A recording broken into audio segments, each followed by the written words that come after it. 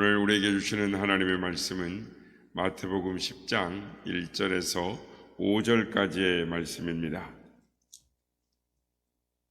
마태복음 10장 1절에서 5절까지의 말씀을 함께 합독하겠습니다.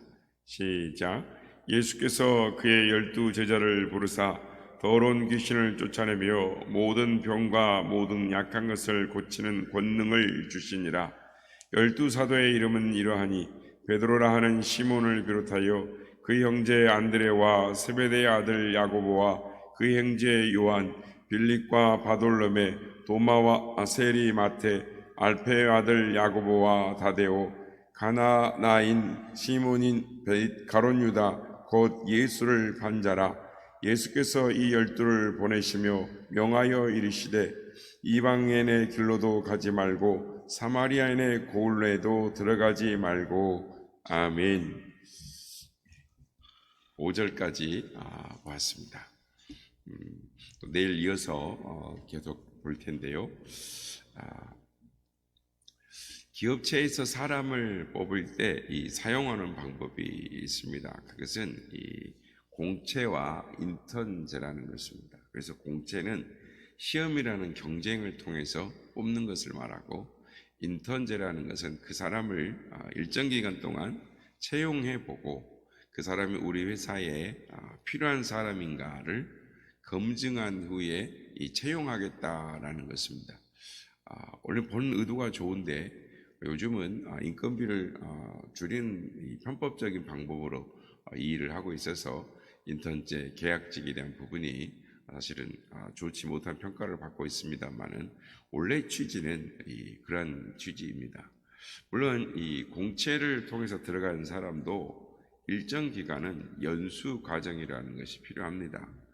아무튼 기업에서 어떤 사람의 일을 맡길 때는 연수를 시키거나 인턴이라는 기간을 통해서 그 사람에게 맞는 일을 훈련시키고 그 자리에 그 사람을 그렇게 일을 시키는 것입니다. 그런데 오늘 본문을 보면 예수님은 12제자를 뽑습니다. 그리고 바로 제자들을 전도의 현장으로 보냅니다. 그러니까 제자들이 뽑히자마자, 12명을 뽑히자마자 또는 70명이 뽑히자마자 바로 각 전도의 현장으로 파송을 하셨습니다. 그러니까 제자로 뽑히자마자 제자들은 각 고을로 나갔습니다.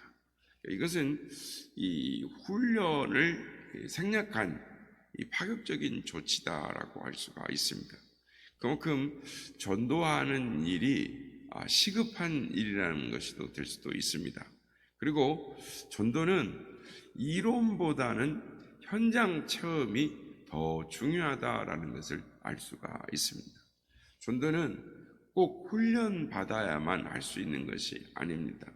믿음의 초보자도 얼마든지 전도할 수 있습니다.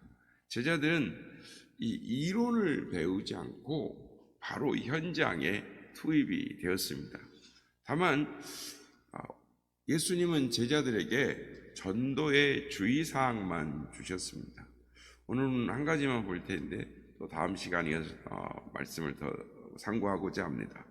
아무튼 예수님은 이 전도의 선구자이십니다. 무엇보다도 예수님은 전도를 통해서 수많은 사람들을 구원하셨고, 예수님의 제자들조차도 예수님의 전도의 열매인 것입니다. 그래서 예수님의 이 전도의 가르침은 이 실전 경험이 풍부한 이 내용이다라고 할 수가 있습니다. 오늘 본문은 예수님의 전도의 방법입니다. 그러므로 오늘 이 시간에 예수님께서 12명의 제자를 전도하러 보내시면서 어떤 말씀을 하셨는가, 어떤 전도의 주의사항을 주셨는가를 우리가 살펴보므로 은혜를 나누고자 하는 것입니다. 전도의 메시지는 간단 명료해야 합니다. 그러니까 단순하고 간단해야 된다라는 것입니다. 예수님은 제자들에게 딱 한마디만 가르쳐주고 가서 전도하라 그랬습니다. 그게 뭘까요? 우리가 읽지는 않았지만 7절에 천국이 가까이 왔다라고 가서 전하라 그랬습니다. 이 전도의 말은 예수님이 전도하실 때 쓰던 그 말 그대로였습니다. 천국이 가까이 왔으니 회개하라, 이 한마디를 하셨는데, 사람들은 이 말을 듣고 예수님께로 나왔습니다. 그리고 그들은 예수님의 그 말씀을 듣고 가슴을 치며 우리가 어찌할꼬라고 반응을 했습니다. 여러분, 사람들이 어떻게 이 간단한 메시지를 듣고 반응을 했을까요? 만약 우리가 지금 나가서 천국이 가까이 왔다, 회개하라, 또는 회개하라, 천국이 가까이 왔다 라고 말을 한다면, 전도를 한다면 사람들의 반응이 어떻겠습니까? 틀림없이 정신 나간 사람이다 라고 생각할 것입니다. 우리가 지하철에 입구에 있는 사람들이나 또는 지하철 타면 하는 사람들이 있는데,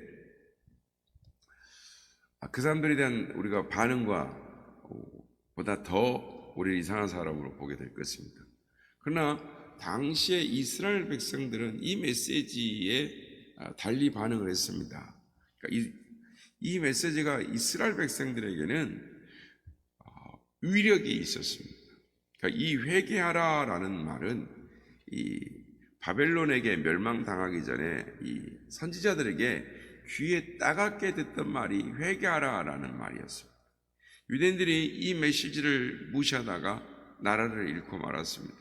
결국 바벨론의 포로 생활로 끌려가서 엄청난 고통을 당했죠. 그리고 그곳에 가서 그동안 회개하지 못한 것, 회개를 철저히 회개해야만 했습니다. 그래서 이 회개하라라는 메시지는 하나님의 경고의 메시지였습니다. 이 경고를 무시할 때마다 이스라엘은 환난을 겪어야만 했습니다. 그래서 회개하라라는 메시지가 신빙성 있는 선지자에게 나오게 되면 이 이스라엘 백성들은 긴장하게 되어 있었습니다.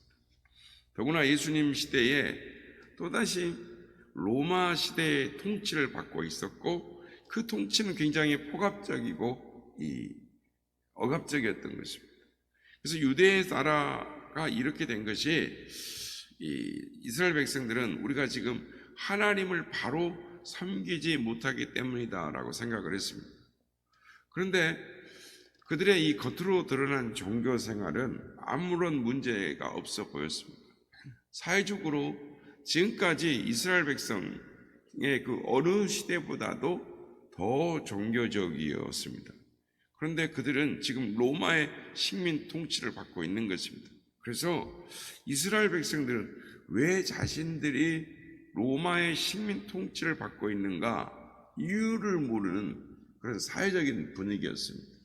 그러니까 그 당시 유대인들은 모두 종교적이었습니다. 그러니까 바리새인이나 사두개파나 또는 세례요한이 속했던 에세네파나 예수님의 제자 중에 생겼던 열혈당이나 이 모든 것들은 종교색이 강했습니다. 그러니까 어느 시대보다도 운동이 있었지만 그 운동을 통해서 하나님 앞에 바로 서야 되겠다, 하나님 뜻 안에 살아야 되겠다라는 그 운동이 에세네 운동이었고 또 열혈당의 운동이었습니다. 그래서 어느 시대보다도 회당과 또 서기관의 활동들이 활발했던 시대, 성전 중심의 생활, 절기를 잘 지켰던, 특별히 안식일의 계명을 철저하게 지켰던 시대가 그 시대였습니다. 하나님께 이 정도 잘하고 있으면 나라가 잘 되어야 했는데 그 현실은 정반대였던 것입니다. 여전히 식민 통치 아래에 있었고 그 통치는 강압적이고 폭압적이었고 그 통치 이 문제가 해결될 기미가 전혀 보이지 않았던 것입니다. 바로 이때 예수님께서 회개하라라는 이 한마디가, 이 메시지는 굉장히 강력한 메시지였습니다. 유대인들은 이 메시지, 뭔가 지금 이 상황을 해결할 해답이 담겨져 있을 것이다, 기대를 하게 됐던 것입니다. 그러므로 회개하라라는 메시지는 그 당시에 가장 영향력 있는 외침이었고 메시지였습니다. 그래서 사람들은 이 간단한 메시지를 듣기 위해서 모두 나왔습니다. 그리고 예수님과 그 제자들을 주목할 수밖에 없었던 것입니다. 그런데 여러분, 지금도 여전히 이렇게 간단한 전도의 메시지가 유효할까요? 답은 글쎄요입니다. 사실 사람의 마음을 움직이는 것은 한마디 가지고 참 어렵습니다. 꽤 길게 이렇게 설명을 해야, 설득을 해야 되는 것입니다. 가끔 이 버스나 지하철에 사람들이 물건 파는 걸 보는데요, 그 사람들도 설명을 하지만 이 요용한 물건일수록 잘 팔리죠. 그런데 한마디로 설명한 것은 어려워요. 그리고 이 같은 물건을 팔더라도 파는 사람의 요령에 따라서 달라지는 것입니다. 재미있고 설득력 있게 이 상품을 선전해야 되는 것입니다. 그리고 오래 설명할수록 사람들이 상품에 대한 신뢰가 생기는 것입니다. 그러면 전도도 같은 원리가 아닐까라고 우리가 생각할 수 있습니다.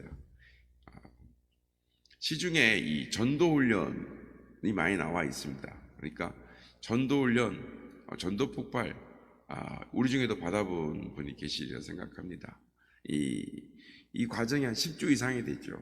그러니까 무슨 이 과정은 그러니까 거의 1시간 동안 쉬지 않고 복음을 전할 수 있는 그것을 연습을 시키고 훈련을 시키는 것입니다. 그래서 이 전도 훈련을 수료하기가 쉽지가 않습니다. 또 훈련을 받고 나도 전도할 능력을 갖는 것이 아닙니다. 그러니까 낯선 사람에게 가서 복음을 전하려면 어느 정도는 담력이 있어야 하는 것이죠. 그래서 전도 훈련을 받은 사람이 다 전도하는 것이 아니라 소수의 사람이 용기를 내서 전도를 합니다. 그런데 문제는 이 전도가 어렵다라는 것입니다. 그러니까 전도 훈련이 어려워요. 그래서 몇몇 사람만 성실하게 하다가 겨우 수료를 하는 것입니다. 그리고 통계를 보면 그 효과, 성과도 미미하게 나타나는 것입니다. 그래서 오늘 본문을 통해서 우리는 다시 한번 전도에 대해서 생각을 하게 되는 것입니다. 전도는 몇몇 한 사람만이 할 수 있는 것이 아닙니다. 또한 주님은 누구나 전도하라 라고 말씀하셨습니다. 그렇다면 전도를 어떻게 해야 되는 것일까요? 전도는 어려워서는 안 되는 것입니다. 전도는 아주 쉽고 간단해야 됩니다. 누구나 할 수 있어야 되는 것입니다. 간단하게 전하는 것이 성경적인 원리인 것입니다. 그래서 어떤 말을 한마디 하면 좋을까? 우리가 나가서 이제 이렇게 전도할 때도, 현장 전도할 때도 우리가 하는 말이 있죠. 우리가 이제 예수님 믿고 천국 가세요 이야기를 하겠는데, 그러나 이제 일반적으로 아는 사람한테 예수 믿고 천국 가자 이렇게 말하기가 쉽지 않지 않습니까? 그럼 어떻게 말하는 게 좋을까? 전도는 한마디만 배우면 됩니다. 긴 기도, 우리가 현장에 나가는 전도할 때는 핵심 메시지를 전하죠. 그러니까 왜냐하면 듣고 지나간 사람들한테 예수님 믿고 천국 가세요. 천국과 지옥이 있습니다. 하나님은 당신을 사랑하십니다. 이렇게 핵심 메시지. 그래서 그들이 귓가에 남도록 집에 가서도 천국과 지옥이 있다는데 머릿속에 간단한 그것을 머릿속에 집어넣기 위해서 메시지를 던집니다마는, 우리가 아는 사람, 잘 아는 지인과 어떻게 전도를 할 수 있겠는가? 한마디면 전도할 수 있다라고 생각합니다. 한번 따라 한번 해보겠습니다. 우리 교회 갑시다. 예, 쉽죠? 우리 교회 갑시다. 한마디만 하면 되는 것입니다. 누구나 할 수 있는 것이죠. 예수님 시대에는 회개하라라고 외쳤습니다. 그 메시지는 우리의 시대에도 분명히 필요한 메시지임은 틀림없습니다. 그러나 한국 사람들은 유대인들과 같은 역사 배경을 가지고 있지 않습니다. 그래서 회개하라라는 말을 하면 역효과가 날 수가 있습니다. 그래서 우리는 다른 말이 필요한 것이죠. 교회 갑시다. 그러니까 이 한마디 속에 많은 이야기가 있습니다. 교회 가서 예배를 드리자, 교회 가서 예수를 믿자, 교회 가서 착한 생활을 시작하자, 교회 가서 복음의 진리를 듣자, 교회 가서 구원받자, 교회 가야 천국에 갈 수 있다, 이런 이야기인 것입니다. 그래서 현대인들은 교회 가자라고 하면 그것이 무엇을 의미하는지 다 압니다. 그러니까 교회 가자라는 말은 크리스천이 되다, 기독교인이 되자라는 말인 것입니다. 이 한마디를 건네는 것이 어렵지 않습니다. 누구나 할 수 있습니다. 그런데 이 한마디로 쉽게 교회에 나오지는 않습니다. 그렇다면 어떻게 해야 됩니까? 계속 교회 갑시다 라는 말을 해야 합니다. 겉으로는 한 번 해서 안 되고 또 두 번 해도 안 되고 교회 계속 나올 때까지 교회 갑시다 라는 말을 해야 됩니다. 이 말을 자꾸 하면 화를 낼 수도 있습니다. 그러나 겉은 강한 것 같아도 속은 계속 무너지고 있는 것입니다. 왜냐하면 교회 가자라고 권할 때 성령님께서 그를 만지시기 때문입니다.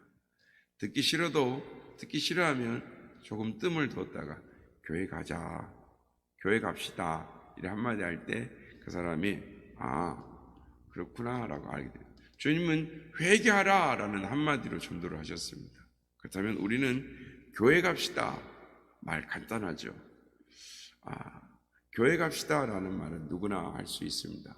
하기는 오늘 이 자리에 예배를 드리는 분뿐 아니라 또 유튜브를 통해서 우리가 접하는 모든 성도님들도 교회 갑시다 라는 이 한마디를 시작함으로 말미암아 주께서 제자들에게 파송하고 그들을 전도 현장으로 보내보냈던 것처럼 우리도 아무 준비가 안 되어 있다 할지라도 교회 갑시다 라는 그 말 한마디로 복음을 전하는데 시작하는 우리 모두가 다 되시기를 예수님의 이름으로 축복합니다.